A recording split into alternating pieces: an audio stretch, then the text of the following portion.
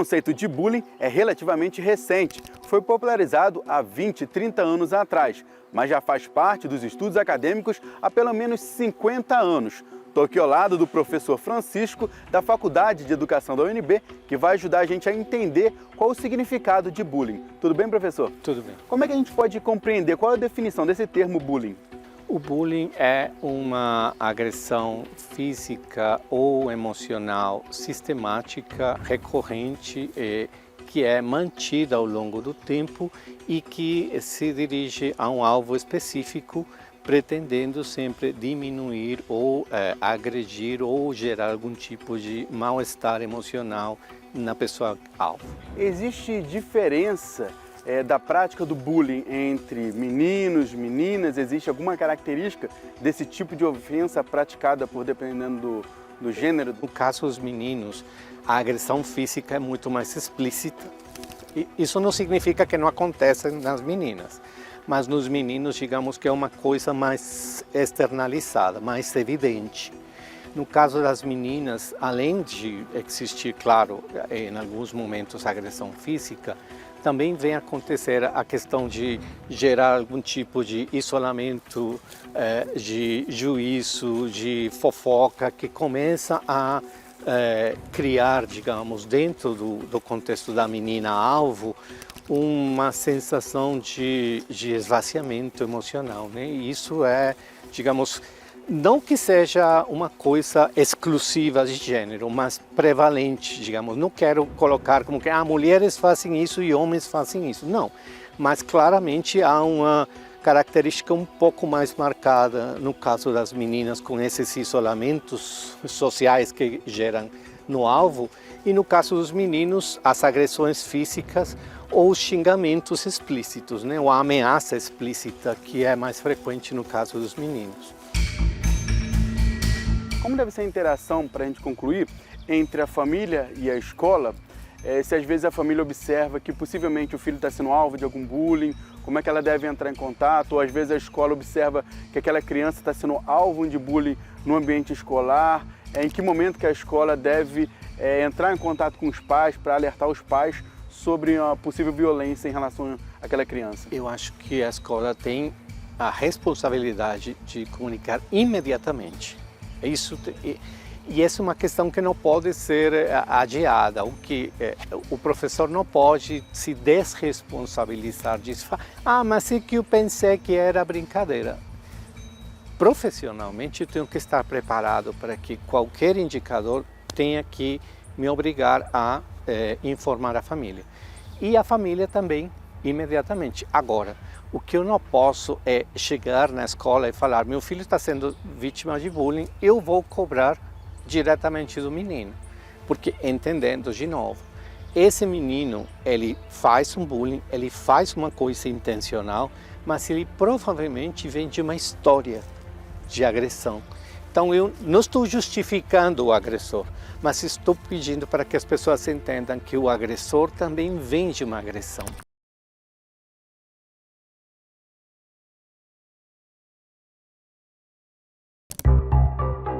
Embora seja um grave problema social e discutido há décadas, o bullying só passou a ser considerado crime há pouco mais de um ano. Uma lei federal foi criada para combater casos como a da filha desta jornalista. A menina de 12 anos foi alvo de xingamentos e teve até o cabelo cortado por estudantes de uma escola particular de Brasília. Esse caso ocorreu ali, coincidiu com a pandemia também, quando nós trocamos a minha filha de escola. Ela estudava numa escola em que essa temática era muito trabalhada, então a gente nunca teve problemas relacionados a essa questão do bullying. Quando nós mudamos ela para essa outra escola, no primeiro ano já tivemos relatos, ela já falava ali alguma coisa que estava acontecendo, mas nós achamos que era uma questão de adaptação, que tinha ali que passar por esse momento, né? No ano seguinte, acabou se tornando cada vez mais intensa, né? As provocações, os xingamentos. Inclusive, teve um momento em que ela teve o cabelo cortado, né? Um pedaço do cabelo cortado na sala de aula. Dentro da sala de aula? Isso. Dentro da sala de aula isso aconteceu. Nesse momento aconteceu ali junto com a pandemia. Então teve o afastamento ali, o isolamento social, em que as aulas começaram a ser à distância e eles utilizavam ali um sistema para as aulas e até mesmo ali ela sofria os ataques, né? Com nomes de baixo escalão, com xingamentos agressivos. E a diferença é que, assim, minha filha sempre contou tudo para mim. Então, a gente sempre teve um diálogo muito aberto. E ela falava, mãe, tá acontecendo isso, tá acontecendo aquilo. E ela mostrava. Eu comecei a registrar, tirar foto do que estava acontecendo, prints ali. E fui até a escola, cobrar uma atitude da escola, porque a minha filha, que era uma menina extremamente sociável, alegre, né, amava fazer amizades, ajudar os colegas, até hoje ela é assim, estava ficando deprimida, chorando muito, juntou ali com o isolamento social e foi uma fase bem complicada. E como é que foi a reação da escola, as providências que a escola tomou? Então, a escola não tomou nenhuma providência, na verdade, mesmo a gente sabendo quem eram ali os agressores, né, as crianças que estavam fazendo os ataques, os adolescentes, a escola não tomou nenhuma posição, disse apenas que trataria da temática ali num momento oportuno, numa aula de ética e que faria apenas isso. E que não chamaria os pais desses adolescentes para uma conversa. E foi a partir daí que eu vi que a escola não tomaria nenhuma atitude. Mas houve uma insistência de vocês em relação à direção da escola, os professores? Sim, nós insistimos, né, até porque eu particularmente acho que a única forma da gente tratar, né, resolver esse tipo de problema é orientando os jovens, né, orientando essas crianças, vendo o que está acontecendo, porque chegar ao ponto de cortar o cabelo, um adolescente cortar o cabelo do outro dentro da sala de aula e ninguém tomar nenhuma atitude, qual seria o próximo passo? E a única solução que vocês encontraram, né, a solução mais radical, vamos dizer assim, foi trocar de escola, né? Foi. Como é que foi esse novo ambiente escolar? Infelizmente, a gente teve que mudar, a gente sabe que mudar uma criança de escola é prejudicial ali, né, por um determinado momento, adaptação, questão de aprendizagem. Nós procuramos uma ajuda psicológica, uma terapia, né, e ela começou a fazer, conversar sobre, e isso com certeza também ajudou bastante ali no processo. Ela superou, graças a Deus, mas ela não esquece. E é uma coisa que ela fala até hoje, assim, e que se ela vê alguém sofrendo algum tipo de bullying, alguma coisa, ela é a primeira a querer defender, ela é a primeira a me contar, mãe, tá acontecendo isso, porque realmente você vê que é algo que a traumatizou de alguma forma, né?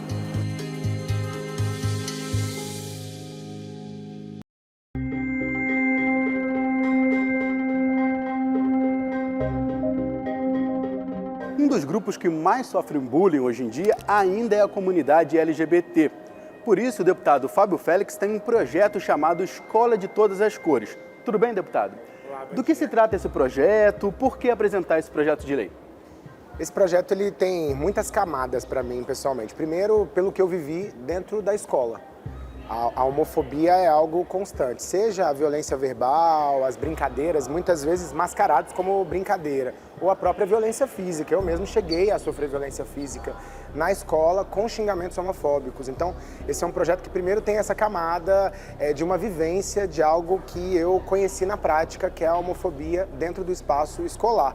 Não tenho boas recordações de muitas escolas que eu estudei por conta desse tipo de prática. Segundo, porque é uma reclamação geral que estrutura as relações sociais, a questão da homotransfobia, mas também é algo localizado na educação de forma geral, na escola pública, na escola privada. A gente tem muitos relatos, denúncias que chegam para nós na Comissão de Direitos Humanos. Nesse sentido, para que a gente não tenha só iniciativas punitivas, a gente propôs algo que seja preventivo. A ideia de falar sobre temas relacionados à orientação sexual, à identidade de gênero, à aceitação, ao respeito e a alguns conceitos como esses dentro de sala de aula. Por que esse preconceito ainda é tão forte hoje em dia?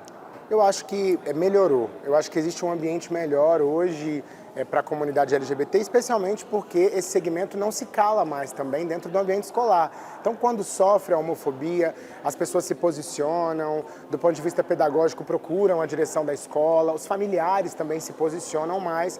Então, eu acho que há um ambiente de prevenção maior nas escolas, há um esforço dos educadores e educadoras para que tenham iniciativas de conscientização. Então, eu acho que o foco é preciso que seja a conscientização. Por outro lado, apesar de uma melhora no ambiente, mais recentemente, com a radicalização de alguns movimentos políticos em nível nacional, internacional, eu também tenho me preocupado com as reações, né, de alguns familiares, de alguns estudantes que não querem nem saber do tema, que acham que o tema ele é menos importante, que ele não deveria estar no ambiente escolar. E ele deveria estar, porque é na escola que a gente tem aí a capacidade de aprender uma série de conteúdos, inclusive conteúdos transversais. O quanto o uso do termo bullying ele é benéfico e o quanto ele mascara alguns crimes específicos? O termo bullying ele é um termo importado e muitas vezes quando você fala ele secamente, ele não tem um significado objetivo mais concreto para, por exemplo, para os estudantes, para os educadores. Então você precisa ir mais a fundo para estudar um pouco, né, as raízes do termo. Eu acho que já é um avanço. Eu sou crítico do ponto de vista de que a gente não pode parar aí, né, falando de exclusão, discriminação, preconceito de forma geral. É preciso ir além e para ir além a gente tem que dar nome aos problemas que a gente enfrenta no ambiente educacional e eu penso que um dos principais problemas é a homofobia, mas tem outros, o machismo, o racismo, como eu citei, a exclusão de pessoas com deficiência. Isso é algo gravíssimo. Nós temos aqui na Câmara, na Comissão de Direitos Humanos, uma cartilha de educação inclusiva que a gente tem divulgado nas escolas.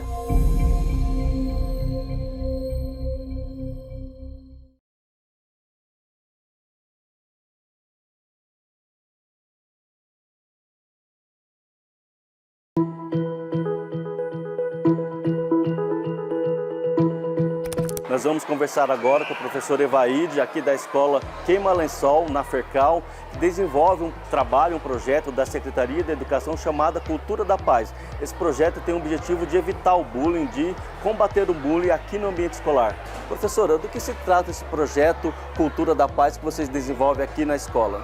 A gente trabalha com os alunos, aqui na nossa escola são 600 estudantes de anos iniciais e anos finais. Quando a equipe de atendimento especializado, pedagogo, orientador e a nova gestão pegou a direção dessa escola, a gente detectou um grande número de crianças adoecidas emocionalmente por conta do bullying. E o bullying é uma violência que causa um sofrimento muito grande nos estudantes. Vários estudantes nos anos iniciais passaram por situações de xingamentos, de racismo, né, de preconceito e dessa violência recorrente. E vem desencadear nos anos finais um adoecimento. A gente pegou assim, crianças com pensamento de suicídio, né, automutilação, crises de ansiedade. E aí, quando a gente se detectou assim, com essa realidade aqui na escola, no primeiro semestre a gente ficou o tempo todo trabalhando com acolhimento. E pegamos os cursos da Secretaria de Educação, junto com o Ministério Público, Polícia Militar, assessoria especial. Quais são as atividades que vocês desenvolvem aqui na prática? Então, a gente tem a nossa sala de acolhimento, a gente faz o primeiro acolhimento com as crianças, depois a gente desenvolve atividades práticas na sala de aula, como rodas de conversas, dinâmicas, filmes, formação e parcerias também com o Ministério Público, Polícia Militar, toda a rede de apoio, Conselho Tutelar, que forneçam práticas de uma escola saudável, né? De uma escola de paz, juntamente com a assessoria especial da Secretaria de Educação. A gente viu que a gente tem muito o que caminhar ainda. Essa escola é um dos polos de aplicação do projeto Política da Paz pela Secretaria de Educação. Eu estou aqui com a Ana Beatriz, que é chefe da Assessoria de Cultura e de Paz aqui da Secretaria de Educação. Ela vai falar da importância do tema bullying para a rede pública aqui no DF. Tudo bem, Ana? Oi, Bruno, tudo bem? Como é que vai? Prazer estar aqui, viu? O prazer é nosso. O que você pode falar, então, da dimensão do tema bullying para a Secretaria ajudar a combater aqui no DF? Bruno, o tema bullying ele é antigo, não é novidade para ninguém. Quando nós éramos crianças, essa coisa já existia dentro das escolas. Mas o bullying, desde o ano passado, passou a ser crime. E por quê? Porque deixou de ser uma brincadeira. A brincadeira é boa quando é para os dois lados. Quando é para um só, já causa uma série de problemas. E é o que a gente tem visto. Hoje, inclusive, saiu uma matéria dizendo que ampliou o número de bullying dentro do GDF, o que não é verdade. A notícia que se refere a Ana Beatriz tem como base um levantamento da Polícia Civil. A PCDF registrou em 2024 120 denúncias de bullying em escolas da capital, um crescimento de 243% em relação a 2023, quando houve 35 denúncias desse crime. Sobre essas informações, a assessora propõe uma interpretação que reforça a eficiência do trabalho que a Secretaria de Educação tem feito. O que está acontecendo agora é que o trabalho das escolas está esviscerando essa questão do bullying, trazendo à tona, deixando de ser silencioso. Então essa é uma questão muito interessante. A gente leu que aumentou a quantidade de bullying. Na verdade, as pessoas estão mais conscientes do que é e do que não é bullying. Exatamente. Os casos estão aparecendo. Por quê? Porque o trabalho está acontecendo. Então hoje a gente está aqui, por exemplo, nessa escola, que é uma escola classe, que trata o primeiro segmento do ensino fundamental, e a gente está trabalhando o quê? Um projeto chamado Construindo a Cultura de Paz. Inclusive, vou aproveitar para falar e vamos deixar no gabinete de cada deputado, Bruno, um caderno de práticas exitosas, que são uma compilação dos vários projetos relativos à cultura de paz, à violência contra a mulher, ao racismo, que a gente desenvolve dentro das nossas escolas. E isso traz consciência. O carro-chefe da cultura de paz, e a gente quer aproveitar também para agradecer a todos os deputados, foi a aprovação por unanimidade do programa de Educação para a Integridade, uma parceria desde 2019 da Secretaria de Educação com o Ministério Público, que agora virou lei. Então é muito interessante que a Secretaria tem iniciativa, mas ela tem uma parceria também necessária com a CLDF, com os deputados distritais, para conseguir implementar políticas públicas de combate, no caso, ao bullying, né? De combate ao bullying, de promoção. A gente nem gosta de falar de violência da escola, a gente quer falar em promoção da cultura de paz dentro das escolas, porque o ambiente acolhedor, o ambiente seguro é o que vai garantir aos nossos estudantes a qualidade de ensino que a gente tanto almeja. Então, sim, é parceria com a Câmara Distrital, com a Secretaria de Segurança Pública, com a Secretaria de Saúde. É um trabalho, porque a educação, Bruno, não faz sozinho, ninguém faz sozinho. Então é um trabalho em rede, intersetorial, para que a gente consiga levar cidadania e educação de qualidade para as nossas escolas. Uma das prioridades do mandato da deputada Paula Belmonte é a primeira infância e, por consequência, o combate ao bullying. A deputada é apoiadora do programa Construindo a Cultura da Paz e autora do projeto de lei que institui a campanha Escola Mais Segura. Deputada, a senhora como mãe parlamentar e ainda uma parlamentar que frequenta as escolas aqui do DF, né? Está sempre fazendo uma agenda nas escolas aqui no DF. Hoje estamos aqui no Recanto das Emas. Como é que a senhora averigua a situação do bullying nas escolas? Como é que a senhora enxerga essa situação? O que a senhora encontra nas escolas a respeito do bullying? Eu fico muito feliz assim, de nós estarmos divulgando isso na Câmara Legislativa, porque é algo que mexe verdadeiramente com a autoestima e com o futuro dessa criança.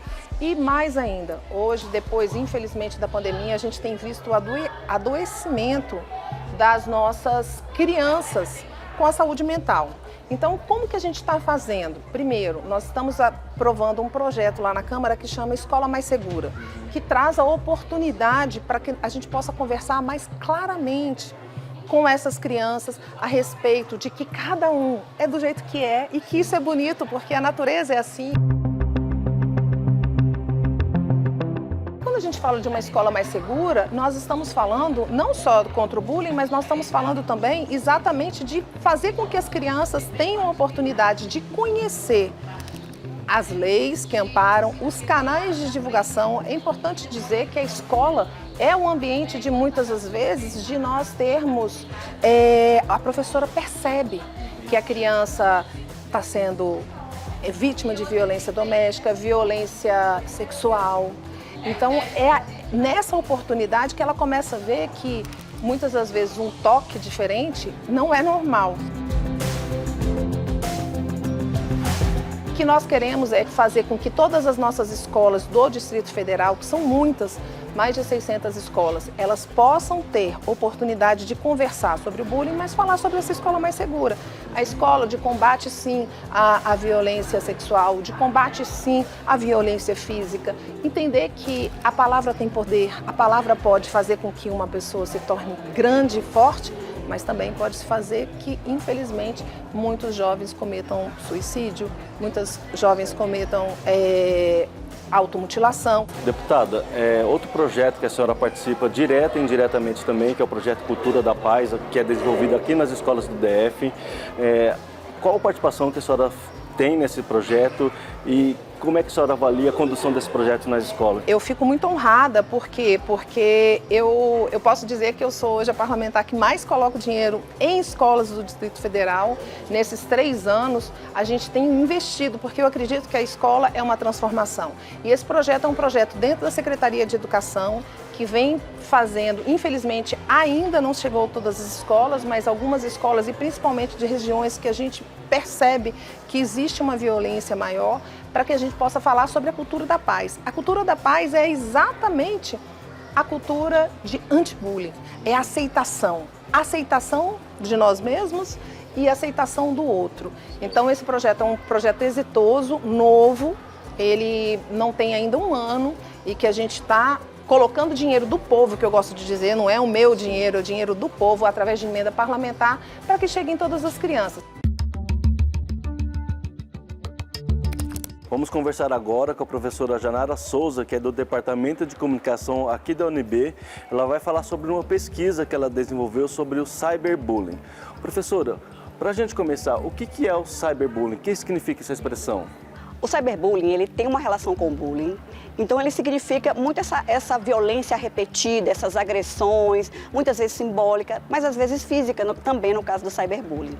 Essa violência, ela não tem uma razão, né, plausível, e quando a gente vai para o cyberbullying, isso significa essa violência dentro desse meio digital, especialmente as redes sociais. É aí que essa violência se desenvolve. Nesse sentido, o cyberbullying é um tipo de violência que tem relação com o bullying, mas ele amplia os casos, ele amplia o tipo de agressão, né? Então, assim, ele é um fenômeno atualmente maior que o cyberbullying. E ele, assim, ele sai desse universo educacional da escola, que quando ele ganha as redes, ele ganha o mundo, né? E professora, quais foram as principais conclusões que a senhora desenvolveu, que a senhora descobriu na sua pesquisa sobre o cyberbullying? A primeira coisa que a gente descobriu é que o Brasil é o 2º país com mais casos de cyberbullying do mundo, perdendo só para a Índia, que é um país gigantesco, né, com mais de 1 bilhão de pessoas. Então é uma coisa absurda, a gente está em 2º lugar, né? Então, assim, o que a gente descobre no cyberbullying? Essa violência, ela se desenvolve cada vez mais cedo. Sabe-se que a primeira agressão que se sofre de cyberbullying, a pessoa tem mais ou menos 8 anos de idade.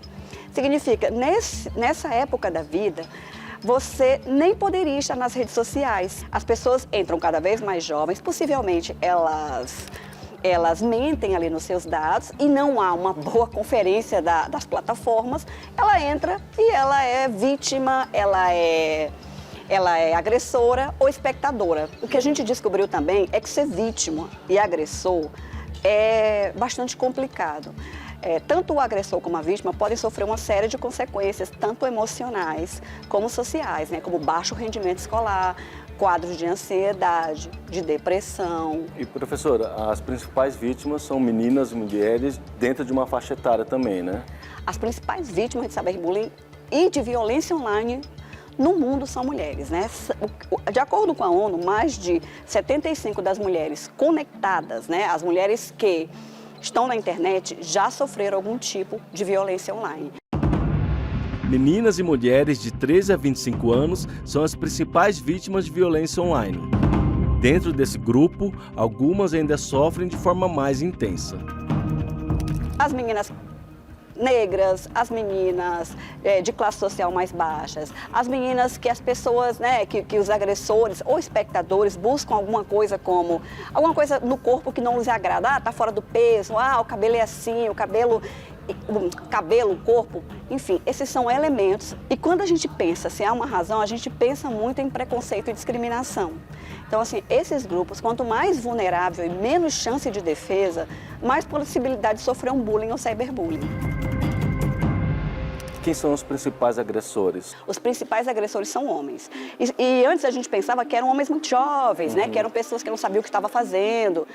E hoje sabe-se que esses homens são homens, né, que sabem sim o que estão fazendo. E às vezes homens, assim, da casa ali dos 24 aos 40 anos, 45 anos, são pessoas que sabem o que estão fazendo. O combate ao bullying passa também pelo diálogo e a confiança em adultos próximos. Essa é uma política dessa escola particular aqui na Asa Norte. O Thiago, que está ao meu lado, ele é diretor da escola. Tudo bem, Thiago? Olá, tudo bem?